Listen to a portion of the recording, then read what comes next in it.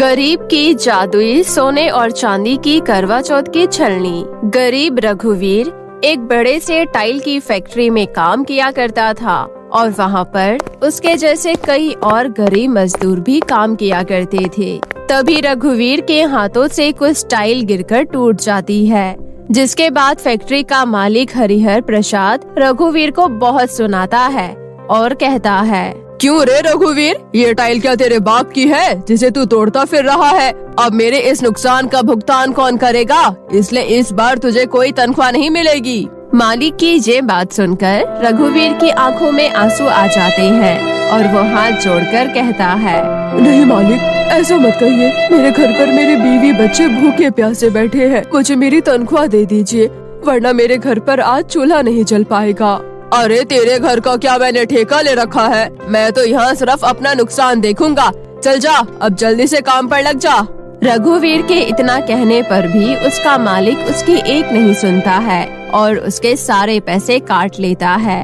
वहीं उसका परिवार घर के बाहर बैठे रघुवीर के आने का इंतजार कर रहा होता है। तभी रघुवीर का छोटा बेटा पिंटू कहता है, माँ, बाबा कब आएंगे? मुझे बहुत तेज भूख लग रही है। सुबह से मैंने कुछ भी नहीं खाया है। प्लीज माँ, कुछ खाने के लिए बना दो ना। पिंटू की ये बात सुनकर शांति अपने दोनों बच्चों को समझाते हुए कहती है, पिंटू बेटा, पिंकी बेटा, बस थोड़ी देर और इंतजार कर लो। अभी बाबा राशन लेकर आते ही होंगे। फिर मैं तुम दोनों की मनपसंद दाल चावल बनाऊंगी। तुम लोगों को पसंद है ना? और इस तरह शांति अपने दोनों बच्चों को दिलासा देती है। तभी रघुवीर भी आंखों में आंसू लिए लाचार सा घर वापस आता है।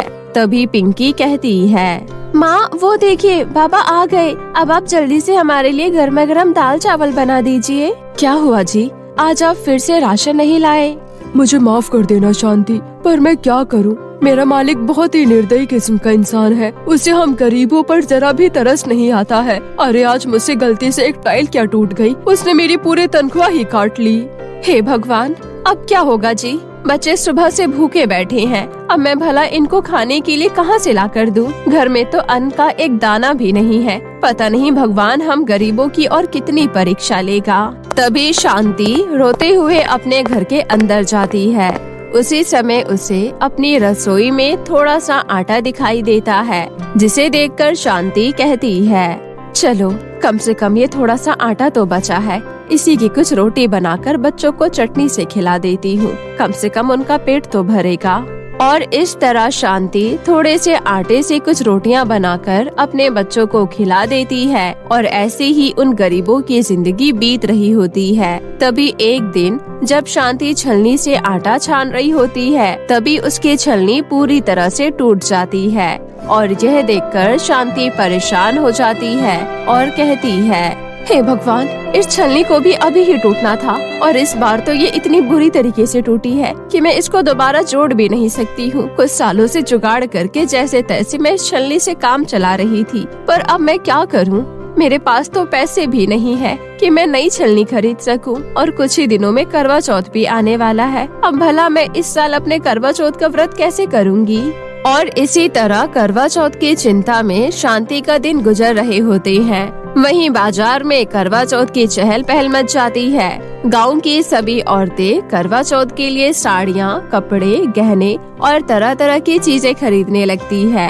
वहीं शांति अपनी सभी इच्छाओं को अपने दिल में दबाए घर में बैठी होती है, क्योंकि उसे अपने पति की आर्थिक स्थिति के बारे में पता था, इसलिए वो अपनी कोई भी ख्वाहिशें पूरा नहीं कर पाती थी। तभी रघुवीर उससे कहता है, अरे शांति, आज पड़ोस की सभी औरतें करवा चौथ की शॉपिंग करने के लिए बाजार जा रही है, तो क्या तुम नहीं जाओगी? अरे मैं भी भला तुमसे कैसा सवाल पूछ रहा हूँ। तुम भला कहाँ से जा पाओगी जब मैंने तुम्हें कोई पैसे दिए ही नहीं? मुझे माफ कर देना शांति। तुम भी सोच रही होगी कि कैसा पति मिला है जो तुम्हारी एक इच्छा पूरी नहीं कर सकता है। इतना कहते हुए रघुवीर की आंखों में आंसू आ जाते हैं, जिसे देखकर शांति अपने पति को समझाते हुए कहती है, सुनिए जी, ये साड़ी, कपड़े, गहने तो बस एक ऊपरी दिखावा है। मुझे तो बस मेरे पति का साथ चाहिए, वही मेरे लिए सबसे बड़ा गहना है। इसलिए अगर आपको मुझे कुछ देना है तो आप मुझे 30 से 40 रुपए दे दीजिए, ताकि मैं बाजार जाकर छलनी खरीद सकूं। शांति की ये बात सुनकर रघुवीर उसे 50 रुपए निकाल कर देता है, जिसके बाद शांति फटाफट से अपने घर का सारा काम खत्म करके बाजार जाने की तैयारी कर रही होती है कि तभी उसके हाथ से उसका सिंदूर का डिब्बा छूटकर गिर जाता है। और ये देखकर शांति बहुत ज्यादा घबरा जाती है और कहती है, हे भगवान, ये कैसा अपशगुन हो गया, मेरे पति की रक्षा करना भगवान। इतना कहकर जब शांति बाजार जा रही होती है तभी रास्ते में उसे एक बूढ़ी औरत दिखाई देती है जो रास्ते पर जा रहे लोगों से भीख मांग रही होती है। भगवान के नाम पर कुछ दे दो बेटा, इस बूढ़ी औरत की मदद करो। तभी वहाँ से गुजर रही एक सुंदर सी साड़ी गहने पहनी हुई औरत उस बूढ़ी औरत को देखकर कहती है, अरे पता नहीं कहाँ से भीख मांगने वाले आ जाते हैं, चलो हटो मेरे रास्ते से। इतना कहकर वो औरत वहाँ से चली जाती है, लेकिन तभी शांति से उस बूढ़ी औरत का दर्द नहीं देखा जाता और वो बिना कुछ सोचे समझे 50 रुपए उस बूढ़ी औरत को पकड़ा देती है और कहती है, ये लीजिए अम्मा, मेरे पास बस इतने ही है, पर इससे आपका आज पेट जरूर भर जाएगा। तुम्हारा बहुत बहुत शुक्रिया बेटी, चौथ माता करे तुम्हारे सुहाग की उम्र बहुत लंबी हो। और इस तरह शांति बिना छलनी खरीदे घर वापस आ जाती है, लेकिन घर पहुंचती ही वो देखती है कि उसका पति जख्मी हालत में घर में पड़ा होता है और ये देखकर शांति घबरा जाती है और कहती है, हे भगवान, ये क्या हुआ जी, आपको इतनी ज्यादा चोट कैसी लग गई?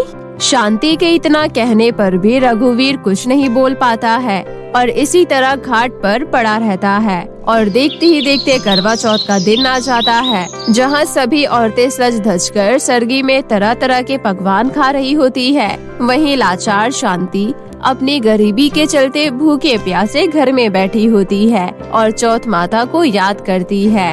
हे चौथ माता, और कितने दिन दुख देखने पड़ेंगे मुझ सुहागन को। आज के दिन भी मेरे पति बेजान हालत में घर में पड़े हैं, घर में अन्न का एक दाना भी नहीं है। क्या इस साल करवा चौथ पर मेरा परिवार भूखे प्यासे ही पड़ा रहेगा? शांति इतना कह ही रही होती है कि तभी हाथ में छलनी लिए वो बूढ़ी औरत उसके घर आती है और कहती है, आखिरकार मुझे तुम्हारा घर मिल ही गया। ये लो बेटी, ये छलनी तुम रख लो, मेरे पास तुम्हें देने के लिए इसके अलावा और कुछ नहीं है। इतना कहकर वो बूढ़ी औरत शांति को वो छलनी देकर वहाँ से चली जाती है। तभी सबके घरों में स्वादिष्ट स्वादिष्ट पकवान बनता देखकर शांति के दोनों बच्चे कहते हैं, माँ, आज के दिन सबके घर में कितने सारे पकवान बन रहे हैं, क्या आप कुछ नहीं बनाओगी? काश हम भी दूसरों की तरह आज के दिन पकवान खा पाते। बच्चों के इतना कहते ही अचानक से वहाँ पर एक चमत्कार होता है और वो साधारण सी दिखने वाली छलनी अचानक से चमक उठती है और जादुई सोने और चांदी की छलनी में बदल जाती है और उस छलनी में से तरह तरह के स्वादिष्ट स्वादिष्ट पकवान बाहर निकलकर आने लगते हैं। और ये देखकर सभी लोग हैरान हो जाते हैं। तभी शांति उस जादुई छलनी को आजमाने के लिए एक बार फिर से कहती है, अगर तुम सच में एक जादुई छलनी हो तो मैं चाहती हूँ कि तुम मेरे पति को इसी वक्त ठीक कर दो।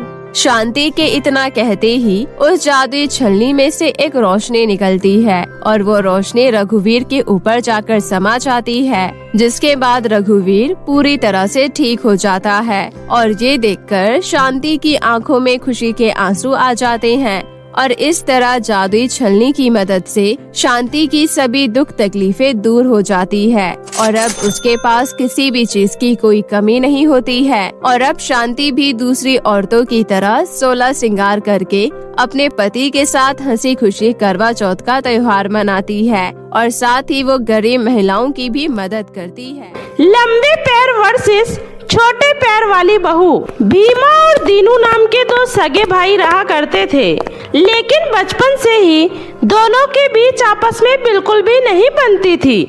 हमेशा उन दोनों के बीच किसी न किसी चीज को लेकर कंपटीशन चलता ही रहता था और ऐसे ही समय के साथ साथ वे दोनों भाई अब बड़े हो जाते हैं और वहीं भीमा को मीना नाम की एक लड़की से प्यार हो जाता है और वो अपने घर में बिना किसी को बताए उससे मंदिर में जाकर शादी कर लेता है और मीना को लेकर अपने घर आता है। वहीं भीमा की माँ कमला उसके साथ एक लड़की को देखकर बहुत ज्यादा हैरान हो जाती है और कहती है, अरे भीमा बेटा, ये तो किस लड़की को अपने साथ उठा लाया है? क्यों माँ, आपको मीना पसंद नहीं है? मैं तो आपके लिए एक बहू लेकर आया हूँ जो आपके घर के कामों में आपका हाथ बटा सके। हाँ, वो तो मुझे दिख रहा है, लेकिन क्या तुझे इसके अलावा और कोई लड़की नहीं मिली क्या? कमला को मीना बिल्कुल भी पसंद नहीं आती है, क्योंकि मीना दिखने में तो बहुत सुंदर थी, लेकिन उसके दोनों पैर बहुत ज्यादा छोटे थे, जिसकी वजह से उसकी हाइट बहुत ज्यादा कम लगती है। और इसी वजह से कमला कहती है, अरे ये तू कैसी बौनी लड़की को उठा लाया है? अरे कम से कम अपनी हाइट देख और इसकी हाइट देख, ये तो तेरे कमर तक भी नहीं आ रही है। कमला की ऐसी बातें सुनकर मीना को बहुत बुरा लगता है। उसी समय मीना कहती है, नहीं माँ जी, ऐसी बात नहीं है, मैं कोई बौनी नहीं हूँ, वो तो बस मेरे शरीर के मुताबिक मेरे पैर बहुत छोटे हैं, जिसकी वजह से मेरी हाइट थोड़ी कम लगती है। मीना इतना कह ही रही होती है कि तभी वहाँ पर भीमा का छोटा भाई दीनू आ जाता है और वो अपने बड़े भाई का मजाक उड़ाते हुए कहता है, अरे थोड़ा छोटा नहीं भाभी, बहुत छोटे हैं आपके पैर, इसलिए आप तो भैया के कंधे तक नहीं आ पा रही हो। दीनू, जबान संभाल के बात करो, मीना तेरी भाभी है और मेरी पत्नी है, तो तू उसका इस तरह मजाक नहीं उड़ा सकता। अरे क्यों नहीं उड़ा सकता हूँ मेरे प्यारे भैया, आपने तो इनसे शादी करके आपने हमारे घर की नाक ही कटा दी है। अब देखना, मैं माँ के लिए इससे भी ज्यादा सुंदर बहू लेकर आऊंगा, जिसकी हाइट भी आपकी पत्नी से ज्यादा होगी। दीनू की ऐसी बातें सुनकर मीना कुछ नहीं कह पाती, क्योंकि वो बेचारी कह भी क्या सकती थी। इसलिए मीना घर में आते ही कमला के कामों में हाथ बटाने लगती है और कमला से कहती है, माँ जी, आप मुझे बताइए क्या बनाना है, मैं बना देती हूँ, आप जब तक जाकर आराम कर लीजिए। अरे नहीं बहू, तुम्हारी अभी अभी शादी हुई है, तो ऐसे घर में आते ही मैं तुम्हें काम करने के लिए भला कैसे कह सकती हूँ? कोई बात नहीं माँ जी, इस घर की जिम्मेदारी को निभाना तो मेरा फर्ज है ना, इसलिए आप मुझे प्लीज काम करने से मना मत कीजिए। और ऐसे ही दीनू हर रोज भीमा का मजाक उड़ाता रहता है, जिस वजह से एक दिन दोनों के बीच लड़ाई हो जाती है। और उसी दिन दीनू सोचता है, मुझे अब शादी कर ही लेनी चाहिए, वो भी ऐसी लड़की से जो भाभी के मुकाबले बहुत अच्छी हो। और ऐसे ही सोचते सोचते सुबह हो जाती है और अगले दिन जब दीनू अपने काम पर जाता है तो उसी दिन उसके ऑफिस में एक नई लड़की आती है जिसका नाम प्रेमा होता है। और प्रेमा के दोनों पैर बहुत ज्यादा लंबे होते हैं, जिसकी वजह से उसकी हाइट भी बहुत ज्यादा लंबी होती है और वह उस ऑफिस की सबसे लंबी लड़की होती है। इसलिए दीनू उसे देखते ही सोचने लगता है, हाँ, मुझे ऐसी ही लड़की चाहिए थी जिसके पैर बहुत ज्यादा लंबे हो। इसके सामने भाभी तो एकदम चींटी के समान लगेगी। अब मुझे कैसे भी करके इससे शादी करनी होगी। इतना सोचकर दीनू ने कुछ दिनों में प्रेमा को शादी के लिए प्रपोज कर दिया और प्रेमा ने भी शादी करने के लिए हाँ कर दिया, क्योंकि ज्यादा लंबे पैर होने की वजह से उसकी भी शादी नहीं हो पा रही थी। इसलिए दीनू के प्रस्ताव रखने पर प्रेमा फटाफट से हाँ कर देती है और वे लोग भी मंदिर में जाकर शादी कर लेते हैं। और फिर दीनू प्रेमा को अपने साथ अपने घर लेकर जाता है। तभी कमला प्रेमा को देखते ही कहती है, अरे दीनू बेटा, ये कौन है? अरे माँ, ये आपकी छोटी बहू प्रेमा है। लेकिन बेटा, ये तो बहुत ज्यादा लंबी है और इसके पैर तो बिल्कुल खम्बे की तरह है। क्या तुझे यही लड़की मिली थी? उसी समय प्रेमा कहती है, नमस्ते माँ जी। इतना कहकर प्रेमा जैसे ही कमला के पैर छूने जाती है, वैसे ही कमला कहती है, अरे रहने दो, पता नहीं भगवान ने मेरे नसीब में क्या ही लिखा है। एक बहू जिसके पैर छोटे हैं और दूसरी बहू जिसके पैर खंभे जैसे हैं। इतना कहकर कमला अपने कमरे में चली जाती है, लेकिन उसे कुछ भी समझ में नहीं आ रहा होता है कि ये सब उसके साथ क्या हो रहा है, क्योंकि कमला ने भी दूसरों की तरह ही अपनी बहू को लाने का एक सपना देख रखा था। लेकिन उसकी दोनों बहुएं तो एक दूसरे से बिल्कुल ही अलग थी और इसी वजह से दीनू भीमा का मजाक उड़ाते हुए कहता है, क्या हुआ भैया, कैसी लगी मेरी पत्नी? अरे मेरी पत्नी के सामने तो आपकी पत्नी बिल्कुल चींटी के समान लग रही है। अरे बंद कर अपना मुंह। मेरी पत्नी फिर भी मेरे सामने ठीक लगती है, लेकिन तेरी पत्नी तो तेरे सामने एकदम खंभे की तरह लगती है। और इसी तरह दोनों भाइयों के बीच लड़ाई देखकर दोनों बहुएं भी आपस में लड़ने लगती है। अरे ओ चींटी के समान भाभी, जल्दी से मेरे लिए चाय बनाओ, वरना तुम्हें उठाकर इस पंखे पर टांग दूंगी। अरे तेरी इतनी हिम्मत, तू मुझे पंखे पर टांगेगी? खुद तो खम्बे की जैसी दिखती है, तेरे ऊपर तो बिजली की सारी तारें बांध देनी चाहिए। अच्छा तो तू मुझे बांधेगी? पहले मेरे हाथ तो छूकर दिखा, छोटे पैर वाली। और इसी तरह घर में चारों तरफ लड़ाई देखकर कमला बहुत ज्यादा परेशान हो जाती है और कहती है, हे भगवान, इन लोगों ने तो मिलकर मेरे पूरे घर में महाभारत छेड़ दिया है। अरे पहले मेरे दोनों बेटे क्या कम थे, जो अब ये लंबे पैर और छोटे पैर वाली बहुओं ने भी आते ही शुरू कर दिया। मुझे अपने घर में ऐसी बहुएं नहीं चाहिए। कमला के ऐसा कहते ही सभी लोग वहाँ पर इकट्ठा हो जाते हैं और उससे कहते हैं, माँ ये आप क्या कह रही हैं? आपको पता है ना मैं मीना से कितना प्यार करता हूँ। मुझे कुछ नहीं पता। तुम दोनों इसी वक्त अपनी पत्नियों को उनके घर छोड़ कर आओ, क्योंकि मैं अपने घर में शांति चाहती हूँ और यही मेरा आखिरी फैसला है। इतना बोलकर कमला अपने कमरे में चली जाती है और उसकी बात सुनकर दोनों बहुएं भी अपना सामान पैक करने लगती है, क्योंकि उन्हें भी पता था कि इस घर में सिर्फ कमला की ही चलती है। तभी कुछ देर बाद अचानक से बहुत तेज तूफान आ जाता है और कमला का घर बहुत पुराना बना हुआ था, जिस वजह से उसकी एक तरफ की दीवार गिर जाती है और कमला कहती है, हे भगवान, ये क्या हो गया? ये घर तो मेरे पति की आखिरी निशानी थी, अब मैं क्या करूंगी? उसी समय उसकी दोनों बहुएं आती है और उससे कहती है, माँ जी आप बिल्कुल भी चिंता मत कीजिए, हम दोनों हैं ना, हम ये दीवार बिल्कुल ठीक कर देंगे। लेकिन तुम लोग ये काम कैसे करोगी? माँ जी ये आप हम दोनों पर छोड़ दीजिए, हम सब ठीक कर देंगे।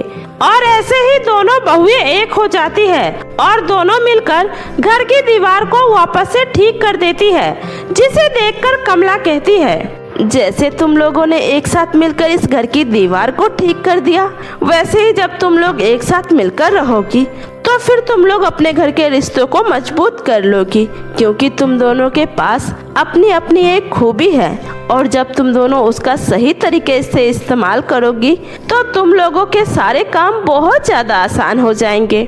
इसका मतलब आप हमें वापस नहीं भेज रही हो माँ जी? नहीं बहू, अब तुम दोनों जैसी भी हो, आखिर हो तो मेरी बहू ही ना।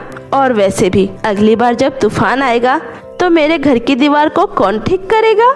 इतना कहकर सभी लोग खिलखिलाकर हंसने लगते हैं और उन लोगों के बीच जो भी नाराजगी होती है वो सब दूर हो जाती है और वे लोग सभी मिलकर एक साथ हंसी खुशी अपना जीवन बिताने लगते हैं।